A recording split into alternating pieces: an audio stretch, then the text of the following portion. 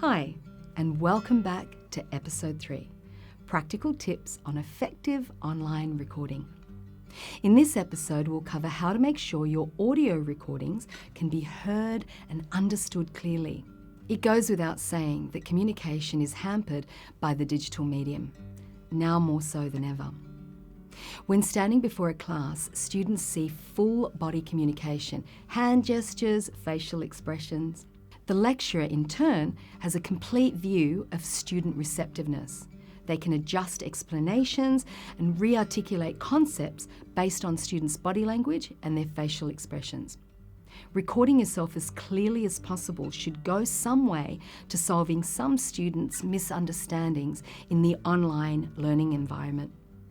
There are 4 key elements to vocal communication: speed, projection, diction, and inflection. We'll look at each of these, and I'll take you through some tips on how to boost these vocal elements. Let's start off with speed. The pace of our speaking can help or hinder students' comprehension. Too fast, and students can't hear us clearly. Too slowly, and it's difficult to maintain your students' active listening. You likely already slow down your speaking when lecturing, and actors do the same thing in the theatre. Even with a microphone, fast delivery of words can become jumbled. Let's see this in action. The pace of our speaking can help or hinder students' comprehension. Too fast, and students can't hear us clearly. Too slowly, and it's difficult to maintain our students' active listening. What do you notice? Apart from running out of breath or losing your train of thought, speed often affects the other 3 elements, flattening the impact. Speed is at the cost of understanding. The best way of judging if your speed is right is to pre-record an audio clip of yourself reading and listening back. Keep the pace even and natural. Secondly, vocal projection. Not being able to hear what is being said can be really frustrating for a student. In fact, it's often said by filmmakers that audio clarity is more important than visual quality. To begin, it's important to test your microphone level in order to adjust your projection levels. If you're using a laptop microphone, you'll likely have to project more than if you're using headphones or an inbuilt microphone. And remember, projection is supported by the all-important diaphragm. Put your hand on your diaphragm like this. If you're breathing with support, your diaphragm should go out when inhaling and go in when you're exhaling.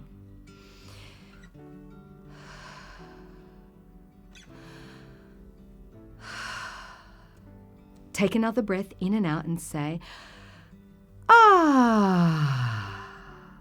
Imagine the note floating from the top of your breath. Developing deep diaphragmatic breathing will help you project safely. If you tend to speak loudly, only using shallow breathing, you can damage your vocal cords. Thirdly, diction. Akin to clear articulation, diction is vital to student understanding. If you have the right speed and vocal projection, diction can come much easier. Consider the word butter. Say it out loud. Butter. Most Australians don't clearly articulate the T, instead saying butter. Imagine a student listening to this, writing down the interpretation of the word. For international students in particular, poor diction from lecturers has a significant impact on their learning. Tongue twisters are an excellent means of improving diction. Try some of these and repeat them until you feel confident. Red lorry, yellow lorry. Unique New York. New York's unique. Tom threw Tim 3 thumbtacks. You can also see that when you do these tongue twisters, it makes you conscious to slow down your speaking. Our final key vocal element is inflection. This is one of my favourite elements. Why? Because your inflection conveys emotion. Here I refer to inflection as modulation of pitch and intonation. Vocal inflection adds interest, meaning and sparkle to your speech.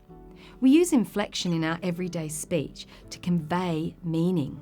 For example, at the end of the question, I end with a higher pitch. Are you enjoying this module? I hope so. Be careful not to end sentences with an upward inflection, like this. Our final key vocal element is inflection.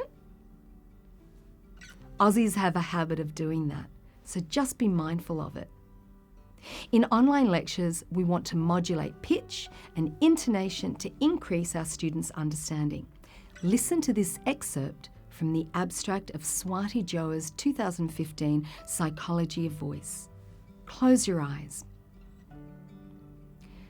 The sound of every individual's voice is unique due to the difference in the size and shape of vocal cords. And now with inflection. The sound of every individual's voice is unique due to the difference in the size and shape of vocal cords. As a side note, when listing things in recordings, intonation shifts a potentially uninteresting inventory to a list of interconnected components, keeping your recording dynamic. So to recap, being aware of the different elements that impact our recording is fundamental to how we're understood. The 4 key elements of voice are speed, projection, diction, and inflection.